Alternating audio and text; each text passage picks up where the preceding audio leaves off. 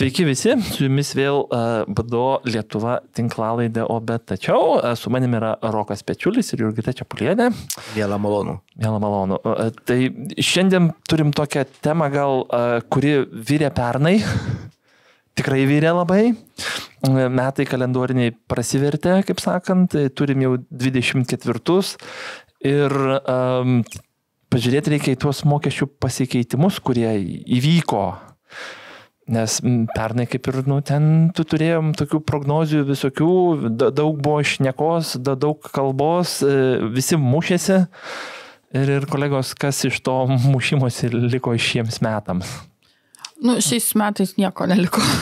Jeigu taip iš esmės žiūrėti, tai tikrai reforma neįvyko ir akivaizdu, kad neįvyks jau. Mes turim politikus susiemusius kitais reikalais, pamosavom kumščiais ir įkišom viską į stalčių ir laukiam sekančios progos pasimosuot.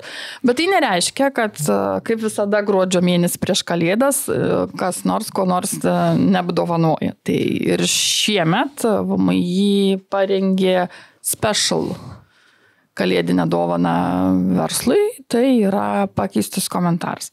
Aš gal ir nepykčiau dėl to pakeisto komentaro, tarkim, aš negaliu sakyti, kad aš sutinku, bet aš nepykčiau jau teisę keisti komentarus.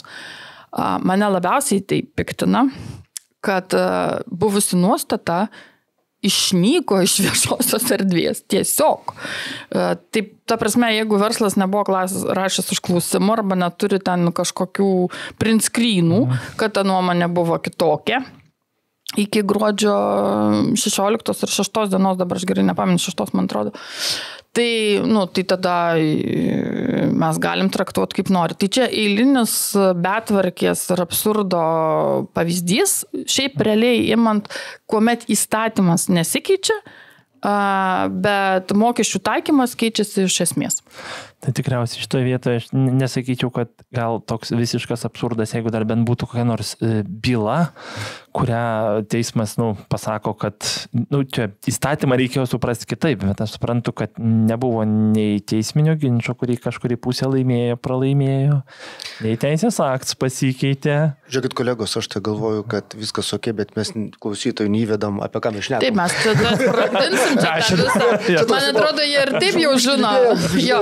Jau man ir taip atrodo, kad visi žino šitą, mes ir prieš Kalėdas darėm tą trumpą pranešimą, kada kalbėjom, siuntėm visiems kalėdinius linkėjimus ir atkreipėm dėmesį, kad VMI pakeitė nuomonę būtent dėl pajamų natūra už įmonės veikloje naudojamus automobilius. Ir viešoje erdvėje VMI viršininkė savo pranešimuose visiems rodė, džiugiai ir gyrėsi, kiek prasidėjus šitam, kaip čia pasakyti, nežinau, tokiam bangai tikrinimo ir ieškojimo nesumokėtų mokesčių, kiek jiem pavyko kartų daugiau surinkti gyventojų pajamų mokesčių ir iškeltas tikslas yra įvardintas, kad turėtų būti apie 600 milijonų eurų sumokėta daugiau. Tai, kad jie mato didelę erdvę, aišku, pakeitus nuostatus, tai taip ta erdvė prasiplečia iš karto, galėsi surinkti daugiau, bet čia, visada yra, man tai, Aš kaip suprantu, čia pagrindinis viso to elementas yra tai, kad turėjome tuos, kurie nemoka, ir juos priverčia mokėti, tai tada natūralu atsiranda gražus skaičius, kad papildomai surinkau, bet tie, kurie mokėjo ir vadovavosi taisyklėmis, dabar jie sako, o kaip čia dabar? O dabar, ir jūs mokėsit. Jūs mokėjot, tai mokėsite dar šiek tiek daugiau, nes dabar akivaizdu, kad vykimas iš namų į darbą ir iš darbo namo yra pajamos natūra, kai iki tol jos buvo ne pajamos natūra ir visose komentaruose buvo aiškiai įvardinta, kad tai ne pajamos natūra. Ir čia mes vėl apsibrėžiam tokius dalykus, kurie yra visada verslui keliantis daug diskusijų.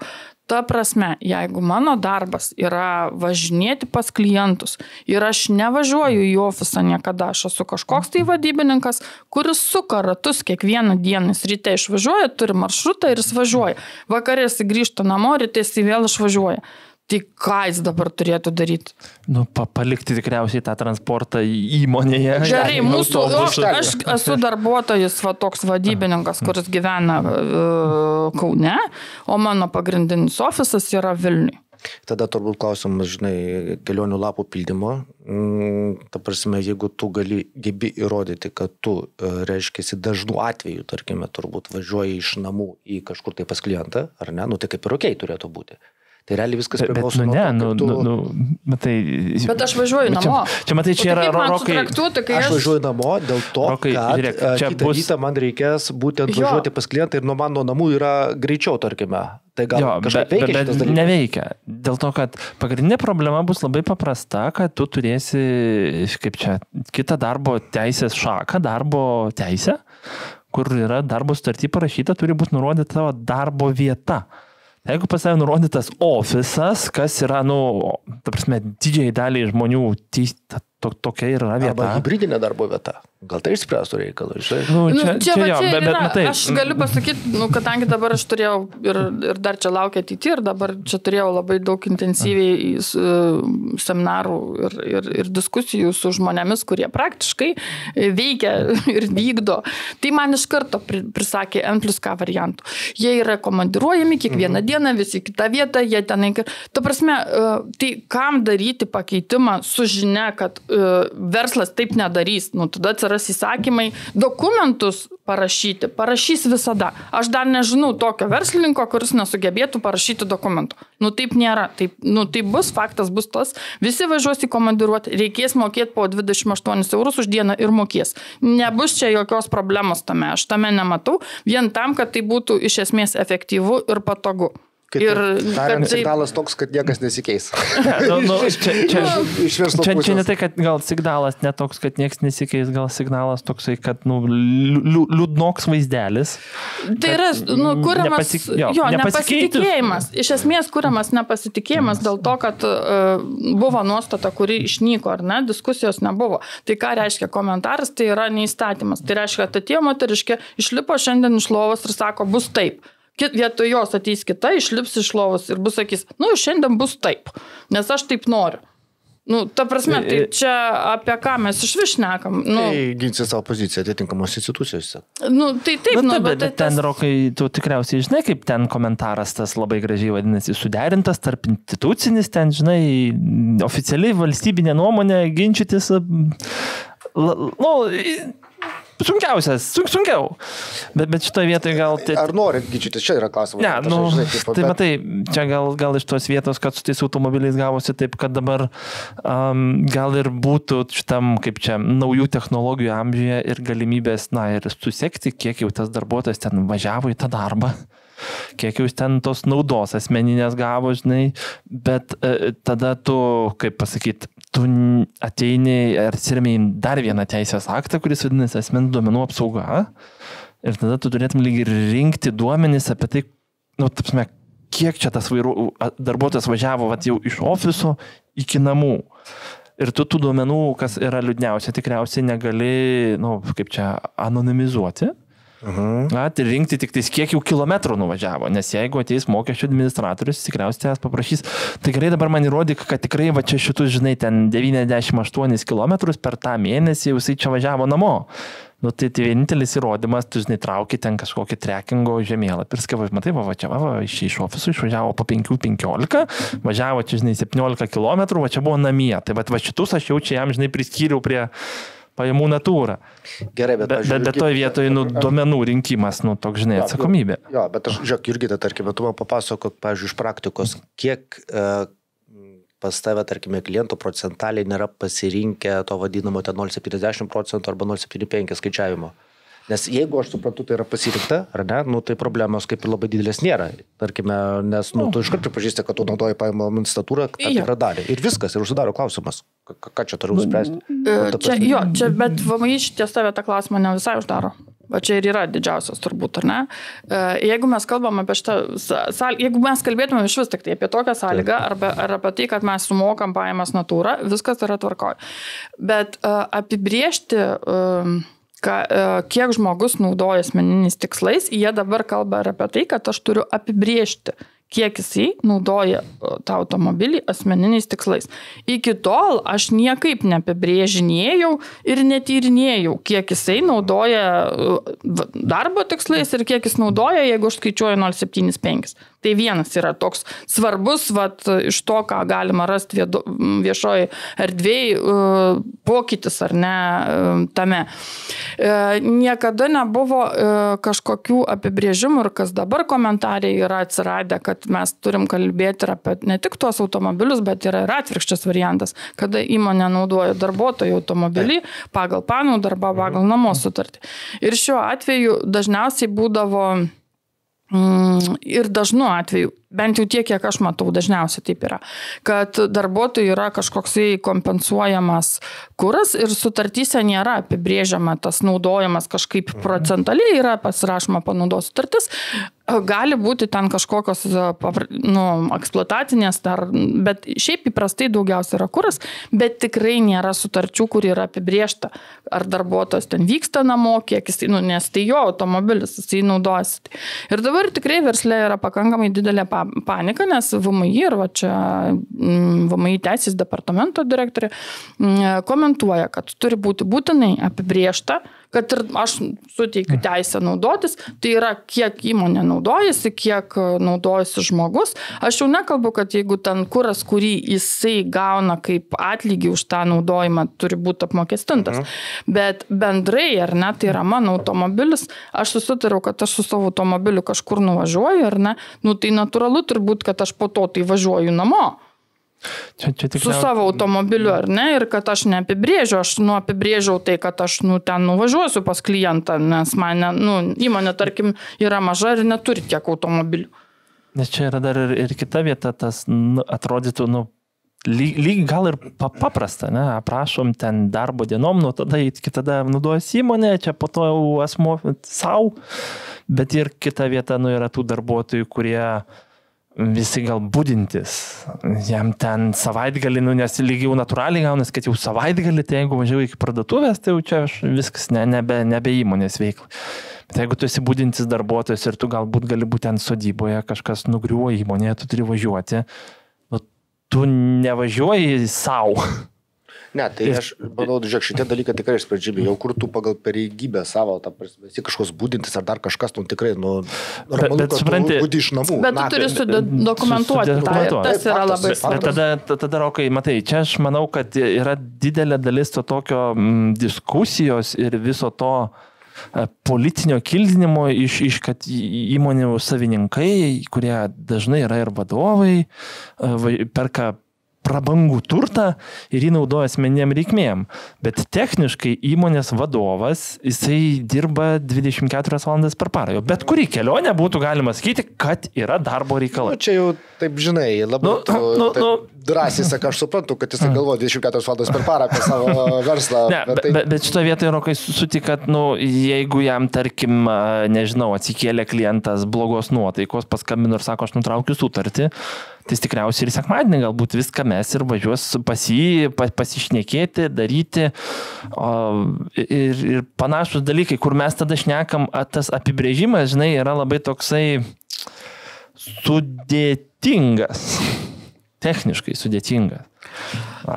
Esmė turbūt yra, kad jeigu mes eitumėm ir galvotumėm apie tai, kad man gal užtenka pasirašyti tvarką, ar ne, kokią aš turėčiau, ar kaip aš naudoju iš to, ką aš skaitau, ar ne, tai man neužtenka. Man vėl ten padidinto reikalavimo kelionės lapė ir kodėl aš turėčiau ten tam kelionės lapė skleisti, kiek aš kilometrų nuvažiuoju savom reikmėm. Kad būtum ramus? Tai kad būtų ramus, bet kodėl aš turiu savo asmenį? Jeigu aš, man skaičiuoja, ar ne, tai okei, viskas tvarko, ašgi susimoku mokesčius, tai kodėl aš turiu atskleisti, kur aš, judu po darbo? Ta prasme, Čia toksai, kur, ta prasme, kam valstybėje žinoti, kur tu, Rokai, važiuoji, kai grįžti namo? Žiūrėk, kad aš kad aš už valstybę žinau. Ne. Čia kur... Mes bandom... Viską reikia atskleisti, viską valstybė. Mes bandom pasakyti, kad tai yra iš esmės administracinės naštos didinimas. Dėl to nesiginčiu. Dėl to, kad ta pozicija, vienas dalykas, jinai buvo pakeista, nebuvo niekaip ištransliuota, kad labą dieną, žinokite, kad nuo sausio 1 realiai neįsigalioja, nuo tos dienos, nuo kada jinai priimta. Ne nuo kažkada, o nuo tada, kada ta moteriškė ryte atsikėlė iš lovos ir sakė, va dabar dedam šiandien jau, va, viskas, ta diena išaušo. Tai nėra jokio, ir aš nešneku, kad nereikia mokėti pajamų natūrą. Ir ne apie tai aš kalbu, ar ne? Aš nekalbu apie tuos, kurie nemoka, ką Marius sakė. Man visiškai vienodai tie, kurie nemoka. Jeigu jie nemokėjo, faktas beveik 9%, kad ir toliau nemokės. Bet daugiau visada nukenčia labiausiai tie verslai, kurie iš tikro mokėjo, sąžiningai mokėjo, bet jie traktavo, kad va tai yra, nes taip buvo, o dabar man reikia perdėlioti visą struktūrą ir dabar peržiūrėti ir apmokestinti dar papildomai kažką tai ir ne kas neturėjo, kas va iš tikrųjų įmonės automobiliu važiuodavo į darbą, nes yra tokių automobilių, su kuriais darbuotojai šiaip niekur nevažiuos. Nes jeigu jisai ten visas tamsimtis ten apklijuotas plėvelis ar kokiais ten dar visokiom priemonėm ar ne, jis yra grinai tarnybinis. Aš nevažiuosiu su to automobiliu niekur, nei atostogauti, nei kažkur tai. Bet aš parvažiuoju iš namo dėl to, kad man tai patogu ir man patogu važiuoti į darbą, bet aš už tą darbuotoją nemokėjau ir aš turėsiu už jį dabar mokėti. Čia yra gal ir kita vieta, kad dažnai tam tikrai kategorijai darbuotojų įmonėse tas automobilis yra ir tavo skatinimo priemonė. Tau suteikia ir dabar darbdavys, suteiksim, bet žiūrėk, atvažiuok į darbą, jį palik. Ir jau namo važiuok, nežinau kaip nori. Toksai gaunasi, kur šitoje vietoje tikriausiai vienas iš teisingiausių komentarų būtų toksai, kad sutinkame, kad gal tas tvarka nėra tobula, bet tada keiskime visą tvarką, ją išaiškinkim, ją pristatykim, taip, kad būtų ir mokesčių administratoriui mažiau administruoti, ir įmonėm, nes dabar gaunasi, kad net tarp tavo paminėtų 2 metodų, su 0,7%, kai mokė vertės, priskiri pajamom natūrą, tai ten tas važiavimas namo sukelia PVM problemą. Tai yra būtent kur atskaitos. PVM atskaita visur yra ir tuo. Čia ne tame problema. Aš nematau problemos tame, kai tu moki, ką Rokas sako. Aš visiškai nematau problemos tame. Aš matau problemą tame, kad tu jau mokėjai ir dar turėsi mokėti daugiau, o tas, kuris nemokėjo ir toliau nemokės. Taip. Ir pavyzdžiui, ką reiškia, tikrinsim, ar į automobilį pilami degalai nedarbo metu po darbo. Tai jeigu aš važiuoju pas klientą į Klaipėdą, dar man susitikimas yra 8 val. Ryto ir aš iš to susitikimo atgal važiuosiu 9 val. Vakare, tai kada man prisipilti to kuro? Ne, tai faktas, kad tu gali prisipilti ir sekmadienį, žinai, vakare, dėl to, kad to pirmą ryte reikėtų piltis, tai čia viskas kaip ir okei. Bet aš ir pirmadienį ryte pilsiu. Taip. Ir tai ir bus laikoma įrodymu, kad automobilis naudojamas asmeniniais tikslais. Ta prasme. Jeigu aš gerai prisimenu, tai jeigu buvo taikamos 0,75%, tai tą kuro ten pilimo laiką nebuvo ten visai esminis dalykas. Tai, atmeskim šitą, atmeskim visą. Tu tiesiog turi tam tikrą dalį, kaip čia. Atmeskim šitą sąlygą. Mes dabar kalbėkime apie tuos verslus, kurie tikrai turi automobilius, kurių nenaudoja asmeniniais tikslais. Kurie iš tikrųjų, suprask, stovi tik tai darbo reikalais naudojami. Taip, bet yra tokių, aš tikrai žinau ir aš žinau net mūsų vieno kliento patikrinimą ir aš žinau, kad jie parvažiuoja, bet aš žinau, kadangi ten automobiliai yra specialios paskirties ir jie negali niekur važiuoti. Jis gali parvažiuoti su juo namo, nes jam ryte reikės važiuoti su juo, bet jis niekur su juo daugiau važiuoti negali. Ir jiem atsiranda dabar pajamos natūra. Mokėti. Ir jam atsiranda kažkoks specialus dokumentavimas ir faktas tas, kadangi jie atlieka įvairias paslaugas Lietuvoje, tikrai ne vienam mieste ir jie tikrai suka ratus po Lietuvą. Ir tikrai, kaip būkim biedni, bet teisingi, ne 5 valandą versle baigėsi darbas. Tenka pripažinti, kad taip, 5 pasaulis nesustoja. Ne. Ir ne 8 ryte visi išvažiuoja į susitikimus. Būna ir anksčiau išvažiuoja, būna ir važiuoja ten pusę nakties. Ta prasme, aš ir kalbu apie tą, kad gyvenimas yra ne juoda ir balta. Jis yra, turi daug ir plačios erdvės ir tas, nesukelia niekaip. Man tai atrodo perteklinė našta, nes vėl jie mini visą laiką kelionės lapai. Kurie šiaip nebūtini. Bet dabar jie tampa būtini. Nes, kur čia palaukit, pabandysiu pasituoti. Įmonė neturi objektyvių įrodymų, kad visos degalų sąnaudos buvo paskirtos automobilį naudojant tik verslo tikslais. Nėra kelionės dokumentų, nevedama degalų apskaita. Arba kelionių dokumentos arba degalų apskaitoje užfiksuoti tikrovės netitinkantys faktai, degalai pilti nedarbo metu, po darbo atostogų, savaitgalių ar švenčių dienomis. Tai čia aš pacitavau VMI. Jo, skamba tai taip sakau įdomiai, bet realiai, tarkime, kiek praktikoje, aš dabar įsivaizduoju, pas mane ateina mokesčių administratorius ir sako, žiūrėk, tu pili degalus sekmadienį. Ir aš jam paaiškinu, ar ne, kaip pas mane veiks. Tai tau ir sakys, nėra popieriaus. Čia matai, jeigu nepadėsi popierių, tai ir tai sakys, čia netitinka to, ką man sakė mūsų vadovai.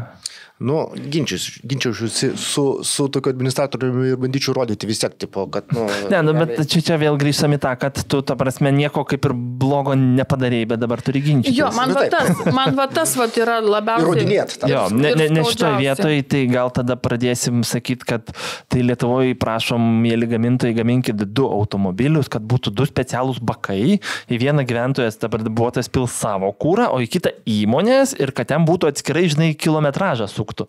Kai aš važiuoju namo, aš paspaudžiu mygtuką namo pagal navigaciją ir naudoja mano asmeninį kūrą. Bet čia gerai būtų. Jo, gerai čia būtų. Čia tau bus VMI apdovanojimas. Čia būtų gerai. Čia tai normaliai. O čia tai gerai vyras sugalvojo. Ja. Bet šitoje vietoje tai gal prie ko lenkiu, kad tai gerai, o jeigu darbuotojas užsipylęs už savo pinigus ir to kūro išvažinėjo darbo reikmėm.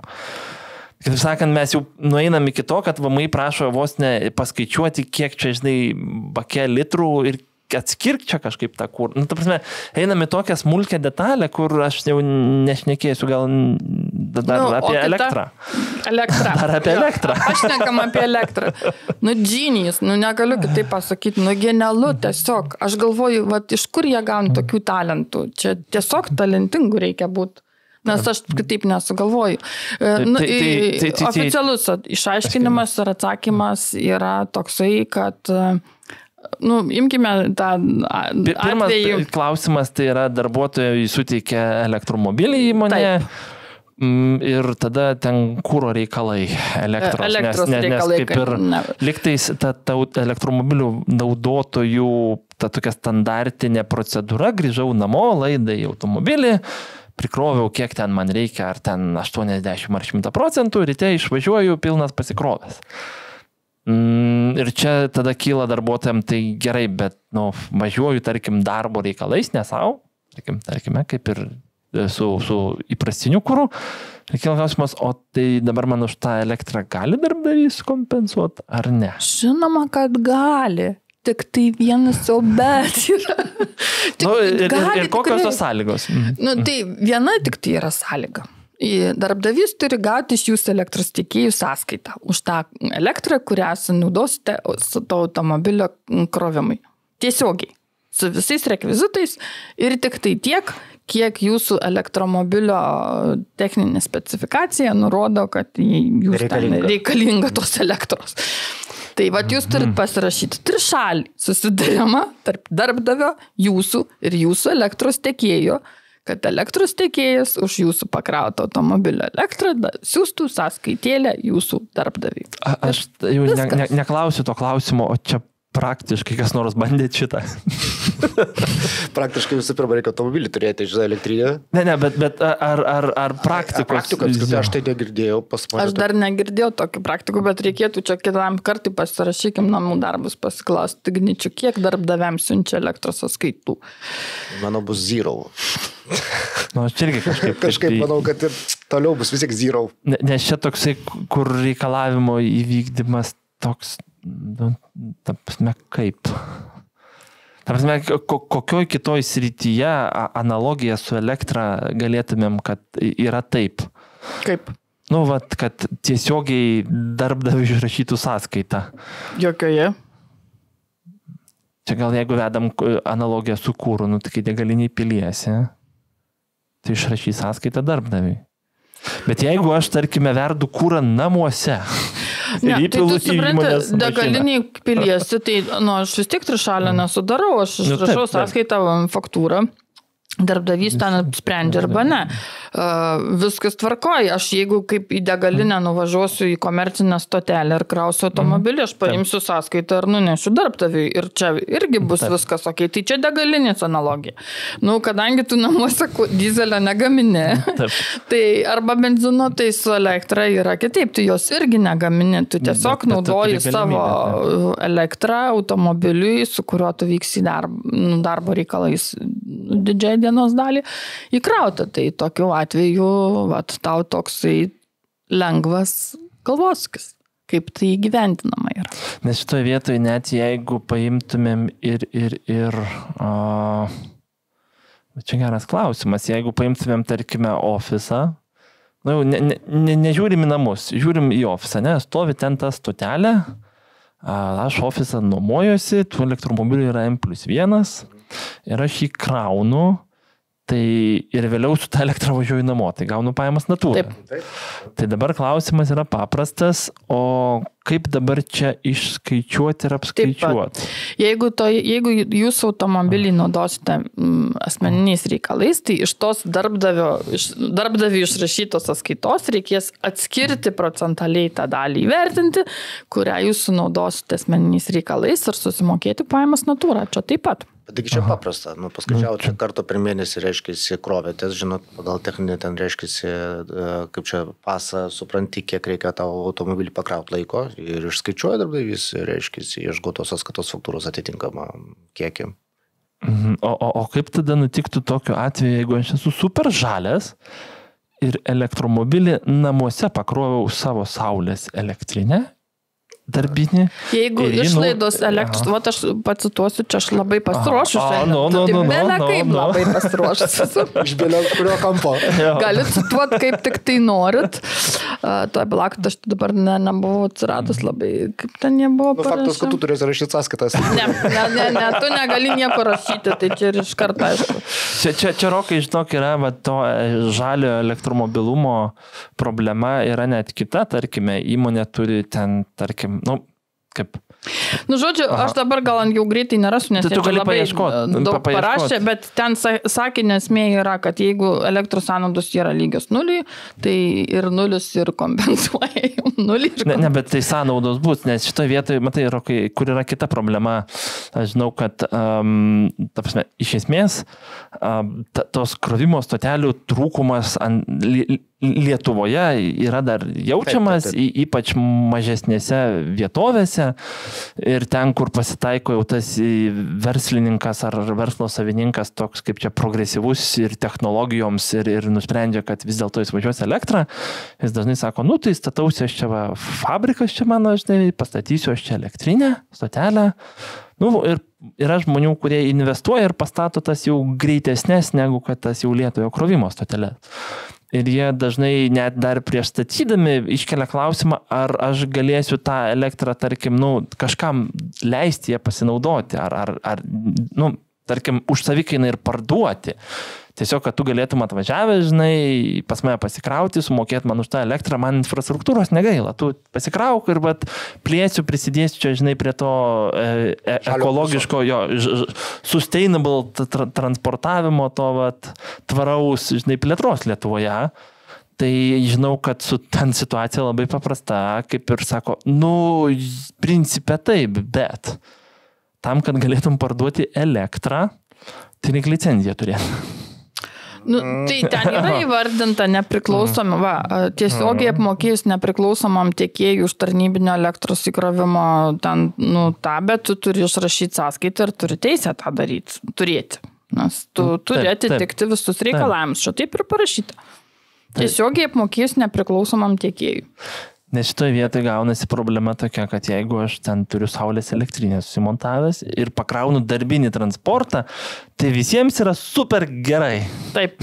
Nes bet jeigu aš įmonės, tarkim, bet jeigu būtų kitas atvejs, jeigu įmonėje, tarkim, pas mane stovi fabrikas, ant to fabriko stovi panelės ir aš darbo žalia energiją pasikroviau, tai tada va, tą energiją, kur aš važiuoju namo, reikia aptaksinti. Taip, primenam, kad pagal 17 straipsnio nuostatas mokesčio leidžiamiem atskaitimam priskiriamos tik faktiškai patirtos išlaidos. Todėl, jeigu elektromobilis bus pakraunamas nemokamai, nepatiriant elektros energijos įsigijimo išlaidų, tai elektros energijos įsigijimo kaina tokiu atveju bus lygi nuliui. Bet tai čia kurį atveju? Bet čia toks, o kaip jinai nuliui? Tai kažkas statė elektrinę, leido pinigus. Jeigu dar mes taikome tą metodą, kur moku už perdavimą, tai gauna, toksai, kur, ta prasme... Ką reiškia nulis, čia nulio nebūna? Jo, čia nebūna nulio, tai jinai kainuoja, tik tai aš negaliu išstatyti sąskaitos, kaip tas darbuotojas darbdaviui. Bet jeigu žiūrėsim iš tos tokios, kaip čia, labai buitinės pusės, tai, čia jau kaip ir darbuotojas, tai sakys, čia, mano, čia mano. Čia mano pinigėlis. Aš nežinau, Jurgita, ar jisai gali darbuotojas, pavyzdžiui, paimti ir prašyti kokios nors kompensacijos ten pas darbdavį, sakyti, va, tau laisvos formos dokumentėlis, prašom man kompensuoti, reiškia, ten 50 eurų. Ne, tikriausiai. Žiūrėkit, galima spręsti kitų būdų. Bet nebus leidžiami atskaityti. Ne, žiūrėkit, galima spręsti ir kitų būdų. Kaip tu minėjai pradžioj, visada yra labai geras variantas hibridinė darbo sutartis. Aha. Hibridiniai darbo sutarty yra galimybė turėti nuotolinio darbo vietą ir darbdavys darbuotojai gali kompensuoti nuotolinės darbo vietos kaštus. Jie turi sutrasti, kompensacija turi būti pagrįsta, jinai turi pagrįsta būti kažkokiais dokumentais, įrodančiais tuos kaštus. Tai čia vienas iš variantų yra aptarti sutartį šitą variantą. Aš nežinau, kaip VMI ginčys. Mano yra nuotolinė darbo vieta. Mano yra darbo vietos tokie kaštai. Mes aptariam. Jo, tai ypač dabar ir populiaru yra tos hibridinės sutartys apskritai. Mes aptariam, kad tokie bus mano darbo vietos kaštai per mėnesį. Ir aš neprašau, jūs mane kompensuokite ten daugiau, jūs susitariam kažkokią sumą X, kurią mes pagrindžiam, ar ne? Kokiais tai kompensaciniais dokumentėliais, kodėl taip yra, o ne kitaip. Ar ne, yra įmonių, kurios nusistato tam tikrą sumą ir kompensuoja darbuotojai bendrai už visas, ir už internetą, ir už visą kitą, ir atsisako ofisų kaip po tokių iš viso. Taip. Ar ne, tai čia yra tokia galimybė ir manau, kad tai galėtų būti viena iš dedamųjų. Toksai variantas. Tada lauktumėm komentarų, kodėl ne. Tai čia toks su elektromobiliais irgi. Tai kitaip sakant, nors teisės aktai nepasikeitė, ne. Už automobilių naudojimą verslas mokės daugiau. Čia prie to pačio man labai įdomu būtų, gal jūsų irgi kolegos nuomonė, kur mes čia irgi praeitų metų pabaigoje, buvo, primink, ir administracinio ir aukščiausio teismo nutartis dėl nuostolių perkelimo. Nepriminsiu. Ir aš nepamenu, aš žinau, kad jau jinai yra galutinė ir neskundžiama by default, tai čia reiškia yra teisinė praktika, kuri turės būti naudojama, ar ne? Šito ginčo esmė ir VMI pralaimėjimo esmė buvo nuostolių perkelimas ir komentaras nuostolių perkelimo. Ir man visada dabar galvoj sukasi mintis, kaipgi čia, remiantis šitą praktiką, toliau čia visas veiksmas galėtų vystytis. Nes pelno mokesčių įstatymas, jis buvo nesikeitė ir ten nėra tokio įvardinimo, už kokius metus kas ten gali perkelti. Ten yra parašyta, kad pelno susidarę nuostoliai yra perkeliami į sekančius metus, jei yra tęsiama ta pati ekonominė veikla. Ir ta taisyklė tokia yra pelno mokestį. O VMI yra išleidusi komentarą. Ir tenai buvo nurodžiusi, kad jeigu tai yra atskiras vienetas, tai jis gali perkelt tęsdamas veiklą ant metų, o jeigu tai yra įmonių grupė, tai nuostoliai yra tik už einamosius metus. kad įmonių grupė viena iš kitos gali perimti nuostolius tik išeinamosius metus. Tai šito nutarties tos esmė buvo tokia, kad, ne, jeigu yra ta pati veikla, tai mes, kaip ir pagal įstatymės, man nesako, ar ne, už kokius metus man čia galima perkelti arba negalima. Ir tenais buvo toksai, toj nutarty ir yra toksai, kad negali VMI nurodyti mokesčių mokėtojų kažkokių tai sąlygų, kurių nėra įstatyme. Ir pati sugalvoti kažkokias papildomas sąlygas, kurios, tai ir jinai komentuoja taikymą, bet nekuria taikymo kažkokių taisyklių, ar ne, kitokių, negu įstatymė yra įvardinta. Tai man šita nutartis, mano nuomonė šiaip yra iš esmės labai svarbi pati, ar ne? Tai yra pirmas nutarimas, kada VMI už komentavimą savo gauna kažkokį tai jau feedbacką iš teisininkų, ar ne? Kad mes čia, gal sorbiškai, ne taip jūs čia kažkaip tai neįstatymė, tai taip neparašyta. Tai va šita vieta man jinai dabar labai įdomi, kaip VMI įtakos visą komentavimą, ar ne? Ir visą veiklą.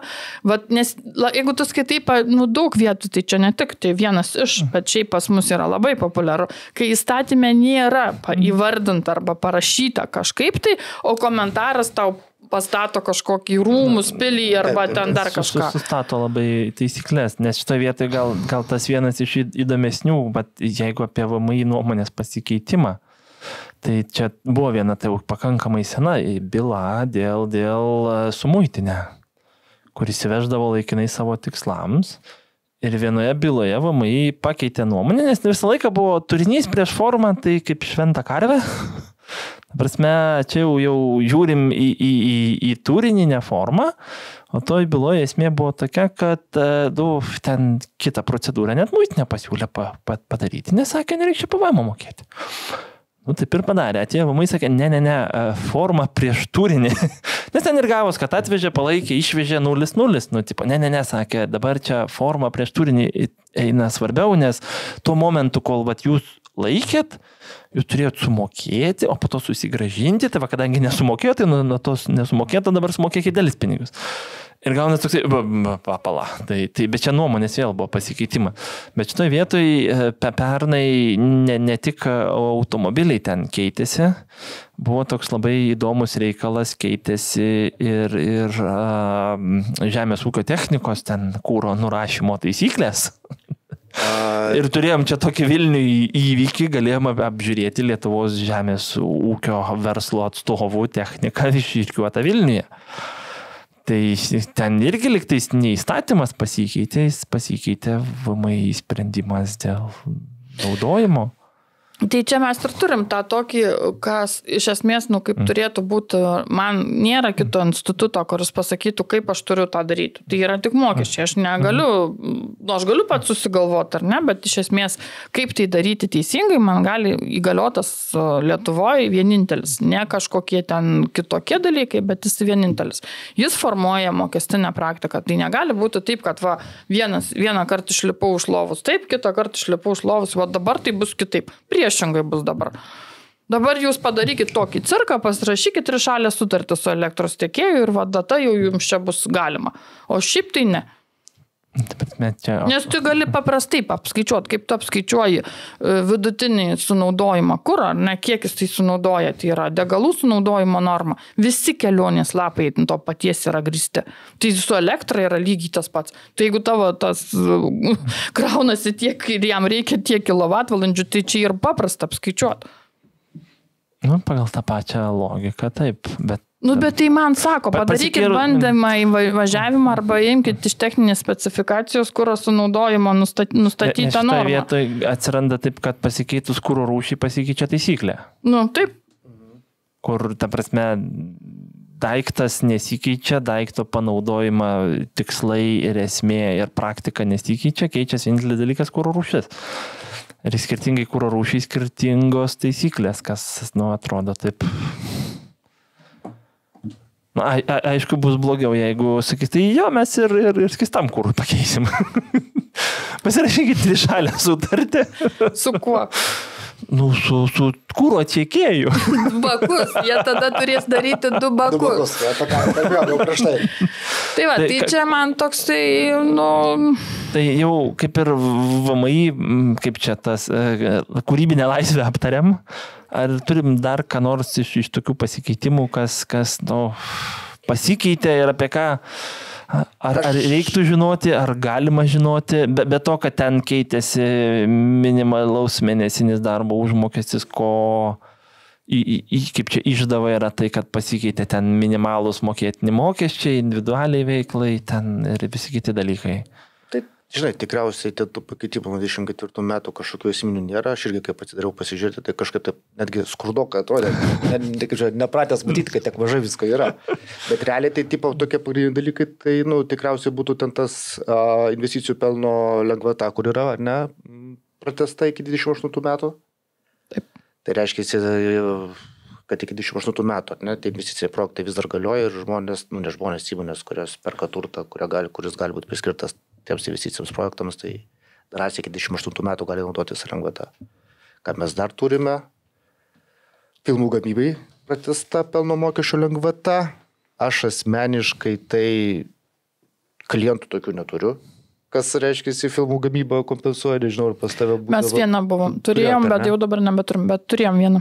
Jo, tai kažkaip man taip, aš nežinau iš tikrųjų, bet man atrodo, jinai tokia yra, bet ar ją ten kažkas labai stipriai naudojas? Man rodos, mes kažkada aptarinėję esam ten tos lengvatos poveikį, efektą. Jo, čia vis tiek vienaip ar kitaip jinai naudojasi tada, kada tai yra vienas iš tikslų ir biznio formų ir tai yra specifiška, tai yra reikalinga, aš neatmetu tam, kad vystyti, nes iš esmės tai su ta lengvata, kuri buvo priimta, pas mus tikrai atėjo nemažai filmavimo filmų, ar ne, ir ta prasme verslas jos...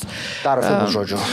Jie filmuojami Lietuvoje, reiškia, atitinkamai atsiranda visa ekonomika, pradedant ten technikos nuoma, kostiumai, vietos, apgyvendinimas, maitinimas, tokie apšvietimai, nes aktorius atskrenda, bet nesiveža ten tų grėmėsdų visų, kad tai jo, aš irgi žinau, kad ten kino kūrimo industrija tikrai ne tik, kad džiaugiasi, bet čia gal yra toksai, kaip čia,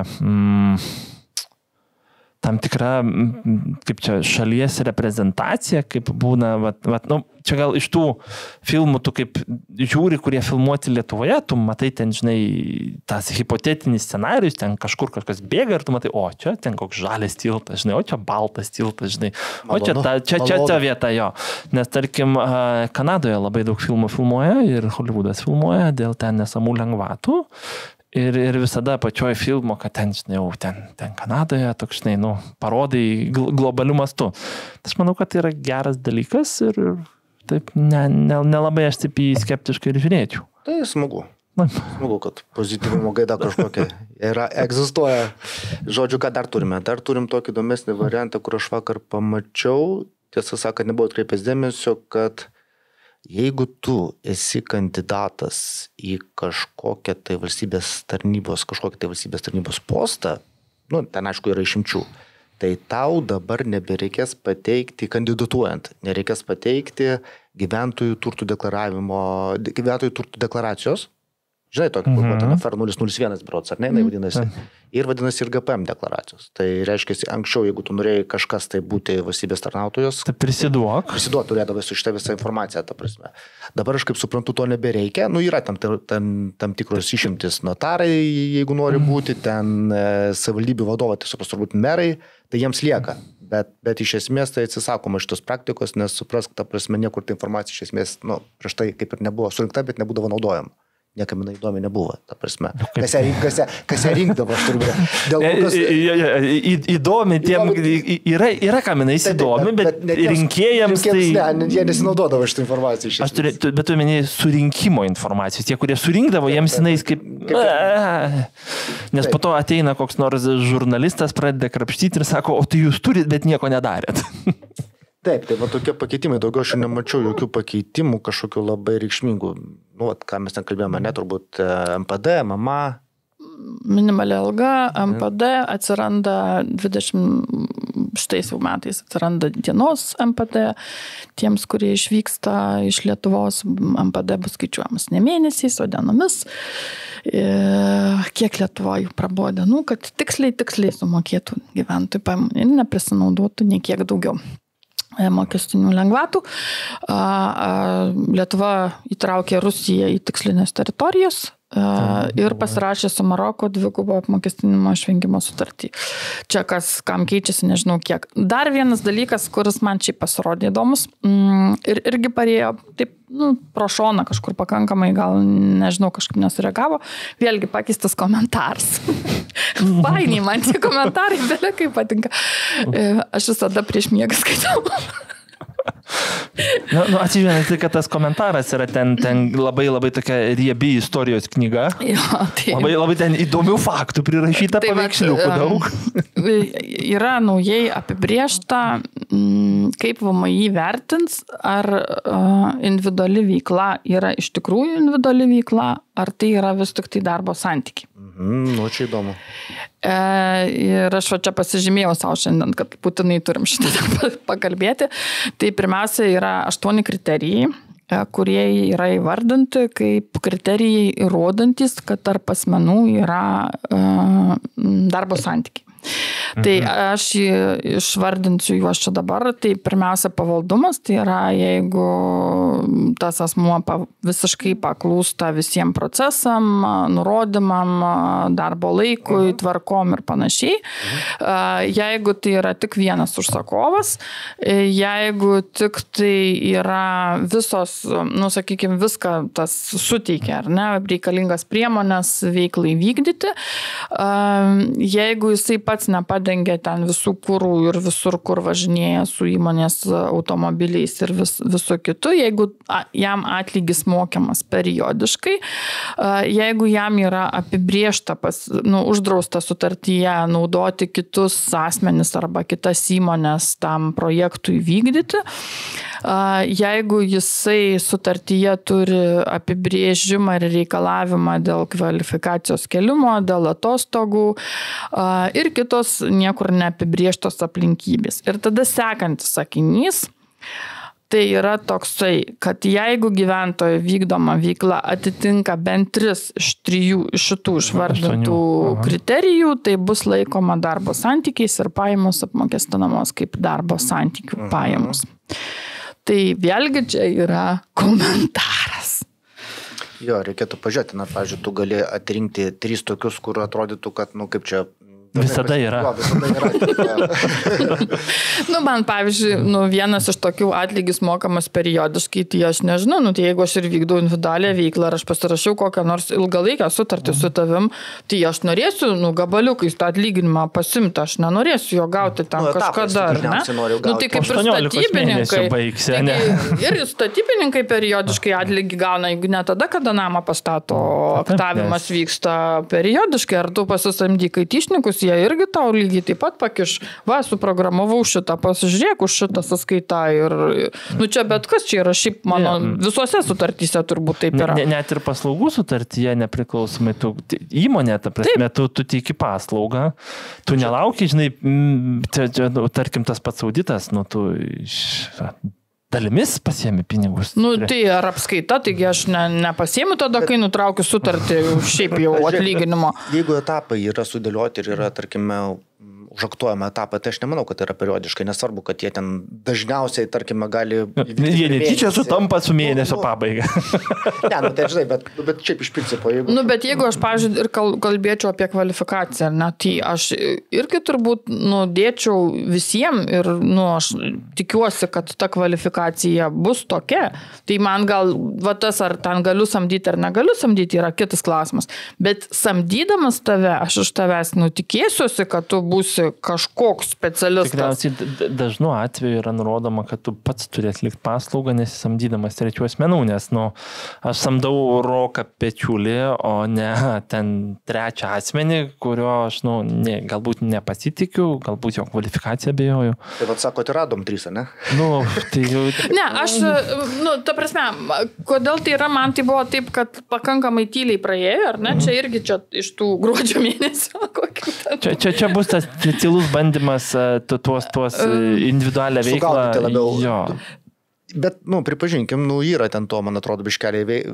Šitoj vietoj galima truputėlį paspausti. Aš tau galiu pasakyti kitą momentą. Ir aš galiu pasakyti, kodėl individuali veikla labai populiarėja. Aš tau pasakysiu labai paprastai ir kodėl ir tai aš gal ten yra taip, gal ten mokesčiai yra kažkiek mažesni, bet jie nėra taip ženkliai mažesni negu darbo santykių. Jeigu mes turime individualią veiklą, ne verslo liūjimą, o individualią veiklą. Tai aš pasakysiu, kodėl ir jauni žmonės, pavyzdžiui, visiškai jauni žmonės, kodėl jie netgi nori individualios veiklos, nes aš čia turėjau tokią diskusiją, kur įmonė neturi darbuotojų praktiškai, apart gal administracijos, visi kiti, ne darbuotojai, bet jie veikia kaip individuali veikla. Ir mes kalbėjom su vadovais, kodėl tas modelis buvo ir kodėl jiem dabar tai pasiteisino.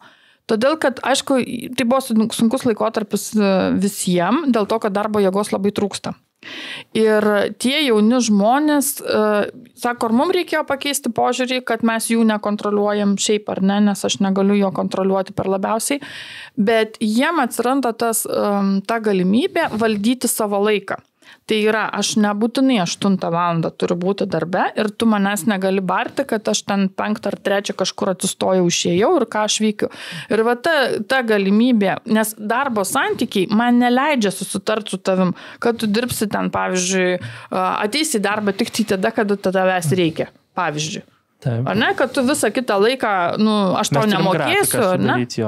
Aš turiu sudaryti grafiką, tu turi pas mane ateiti būtinai nuo tada iki tada, daryti tas funkcijas, kurias nesusitariau. Aš tau turiu mokėti už viršvalandžius, nes tu ten, pavyzdžiui, likai po darbo nesvarbu, ten pasilikti, ar ne? Įkvėpimas atėjo. O gal tu taip norėjai, ar ne? Ir gal tu, pavyzdžiui, vieną dieną nori dirbti 12 valandų, o kitą dieną nedirbti visai. Man darbo teisė tokių teisių nesuteikia. Šiuolaikiniai kartai tai visai nereikia to, ar ne? Jisai gali vieną dieną pasėdėti visą parą ir 3 dienas jisai visai nesijungs. Ir jie sako, mums tai pasiteisino, pas mus nėra darbuotojų kaitos, dėl to, kad jis neturi priežasčių, dėl ko jis mane turi keisti. Plus, matai, atsiranda kita vieta, jisai gali ir vieną tau 12 valandų, 2 dienas pailsėjo, galbūt kitam 12 valandų atkalė ir užsidirbo. O tai tada gal, kaip čia, darykite, dirbkite su individualios veiklos turėtojais, viskas okei, bet mokesčius mokėkite kaip nuo darbo sutarčių. Įmonėj viskas, žiūrėkit, sprendimas. Aš turiu minėti, kad jeigu jūs matote rizikas, ar ne, tai... Ta prasme, taip. Ką mes šnekam? Bet žiūrėk, lygiai tą patį, matai, vėl čia gaunasi, daiktas pasikeitė kuro rūšis. Mes turime tas kitas profesijas, tie patys notarai, advokatai, auditoriai, kurie užsiema tą individualią veiklą ir prisiema visą riziką ir jisai nėra, kad, ten laksto, kaip ką Jurgita sako, kur tai yra neįstatyminės profesijos.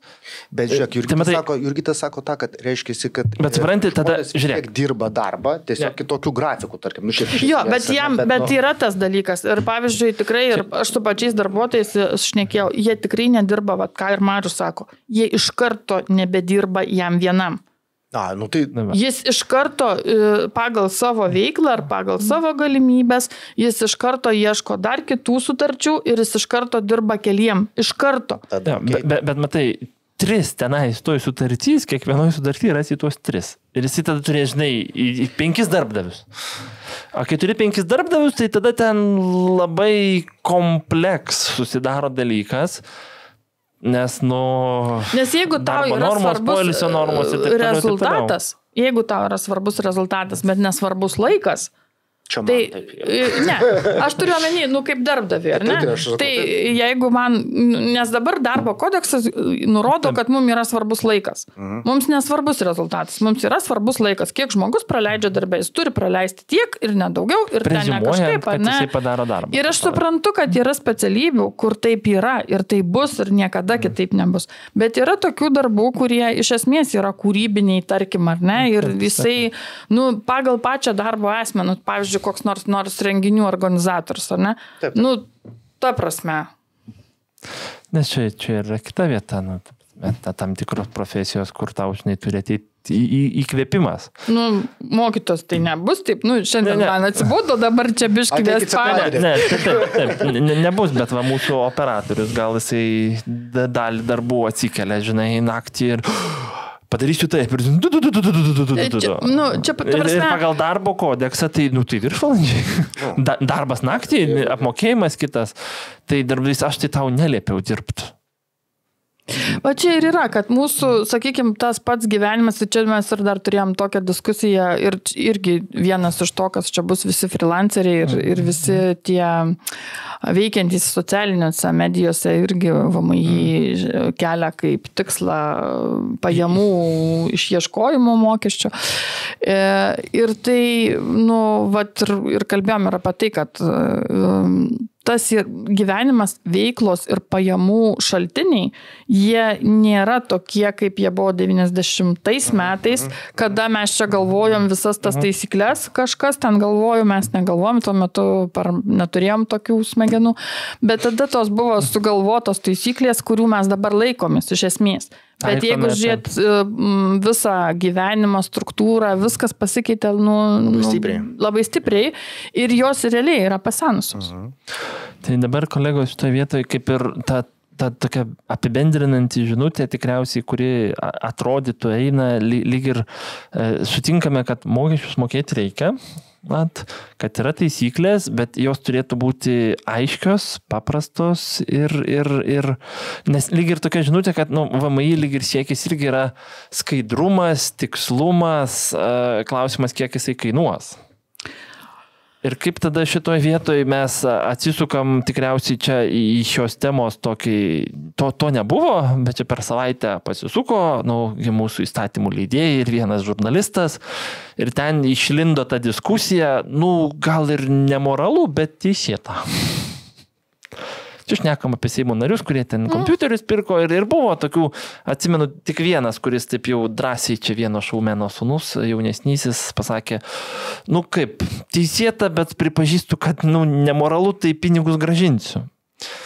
Bet daugelis ten taip sakė, čia viskas teisėta.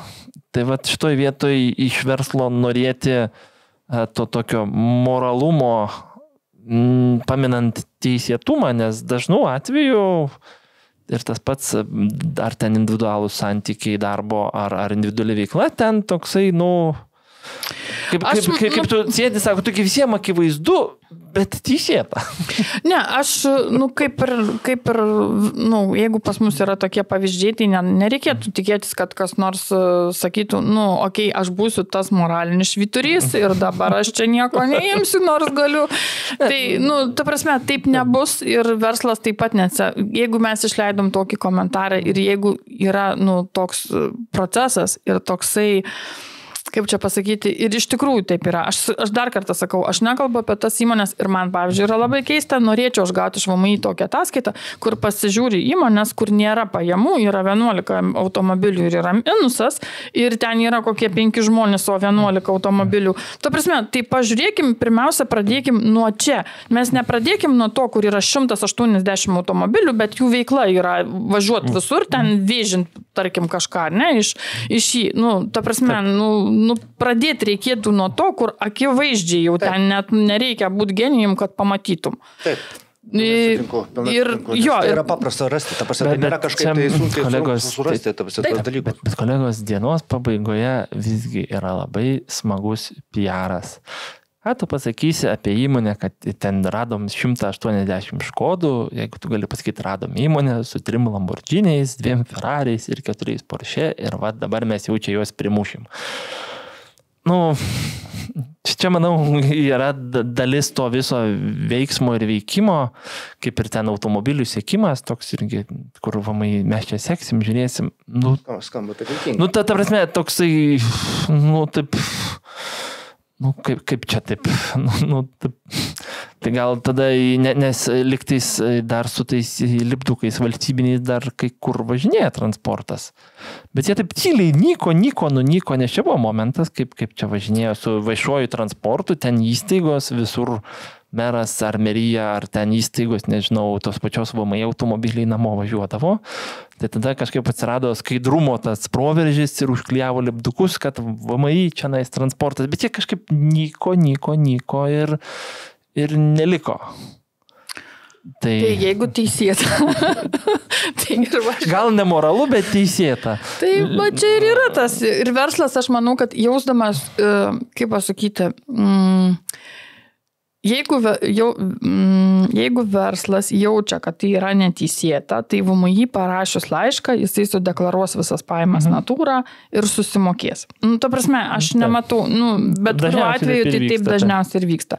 Yra ten kokių ten kovotojų už kažką, tai, bet ne apie tai.